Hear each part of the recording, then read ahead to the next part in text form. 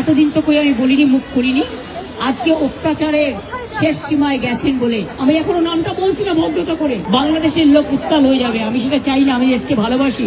কাকে দিয়ে খুন করিয়েছিলেন, কার কার নাম বেরিয়েছিল, যাদের জন্য সারা জীবন করেছি, তারা আজকে গদ্দারের সাথে লাইন করছে। এনআইএ এর ভয় দেখাচ্ছেন, ইডির ভয় দেখাচ্ছেন, সিবিআই এর ভয় দেখাচ্ছেন। এই সিআইডি তো আমার আমলেও ছিল, তখন তো সিআইডি এইভাবে এফেক্টিভলি কাজ করতো না, অন্যায় এসটিএফও করতো না। বাংলাদেশ থেকে একটা বড় খুনিকে এসটিএফ অ্যারেস্ট করেছিল, জেনে রাখুন। যা নিয়ে বাংলাদেশে অনেক রেভুলেশন হয়েছিল। অন্য দেশের কথা আমি বলছি না, আমার বলার অধিকার নেই, কিন্তু আমি যেটা বলছি পয়েন্টটা। তারপরে তারা মেঘালয় দিয়ে বাংলায় চলে আসে। বাংলায় যখন চলে আসে তখন আমাদের এসটিএফ তাকে ধরে, এটা তাদের ক্রেডিট। তারপরে হোম মিনিস্টার নিজে আমাকে ফোন করে বলছেন, এতদিন তো কই আমি বলিনি, মুখ করিনি, আজকে অত্যাচারের শেষ সীমায় গেছেন বলে। কারণ এটা জানে, আমি এখনো নামটা বলছি না, ভদ্রতা করে। বাংলাদেশের লোক উত্তাল হয়ে যাবে, আমি সেটা চাই না। আমি দেশকে ভালোবাসি। জীবন অবাক না করলে কে করবে? 28% মিল্ক ফ্যাটের অবাক করার সাথে ফ্রেশ মিল্ক পাউডার। জীবন অবাক করুক প্রতিদিন। না বলবো না দেশের স্বার্থে। কাকে দিয়ে খুন করিয়েছিলেন, কার কার নাম বেরিয়েছিল, আজ গভর্নমেন্ট চেঞ্জ হলেও মনে রাখবেন, আমি তো সবটাই জানি।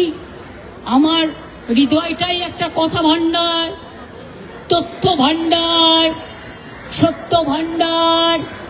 আমি তো সম্পদের ভয়ে কর্মীদের জলে ভাসিয়ে দিয়ে দল ছেড়ে চলে যাব না।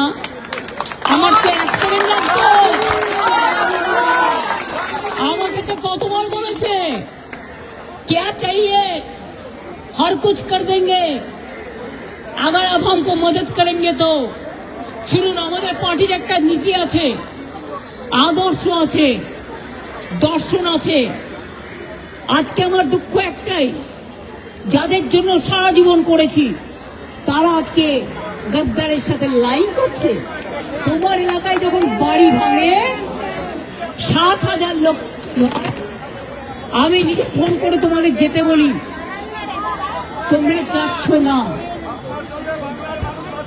আমি বলেছিলাম যখন মসজিদের মাইক কেড়ে নেওয়া হচ্ছিল যে তোমরা একটা কেস করো, করেনি সে। বকরিদের ব্যাপার নিয়ে আখরুজ্জামানকে দিয়ে মহুয়া মৈত্র কেস করলেন, আমাদের তৃণমূল কংগ্রেসের এমপি। আর যারা আজকে গদ্দারি করছে তৃণমূলটাকে ভাঙবার জন্য, আমি বলি ঈশ্বর আল্লাহ তেরে নাম সবকো সুমতি দে ভগবান।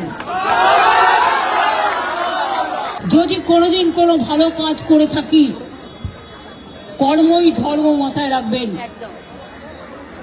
সেটা মেনে চলবো।